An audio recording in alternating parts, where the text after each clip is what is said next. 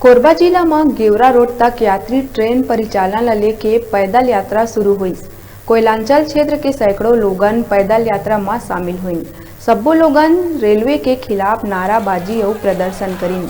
मिले जानकारी के अनुसार कुसमुंडा व्यवसायी संघ के सदस्य मन गेवरा रोड तक ट्रेन परिचालन ला लेके पैदल यात्रा शुरू करी। यात्रा में कोयलांचल क्षेत्र के सैकड़ों लोगन शामिल हुई। कुसमुंडा स्टेशन ले 10 किलोमीटर लंबा यात्रा तय करके कोरबा रेलवे स्टेशन के आगू धरना में बैठ के रेलवे के खिलाफ नाराबाजी और प्रदर्शन करीन। प्रदर्शनकारी मन यात्री ट्रेन शुरू करे के मांग ले के ARM ला ज्ञापन सौंपिन। बतादन 8 महीना ले गेवरा स्टेशन में रेल परिचालन बंद है, जेकर ले ट्रेन में सफर करैया यात्री मन ला परेशानी के सामना करना पड़त है। कुसमुंडा व्यवसायी संघ 1 महीना पहले ही आंदोलन के घोषणा कर दिए रही।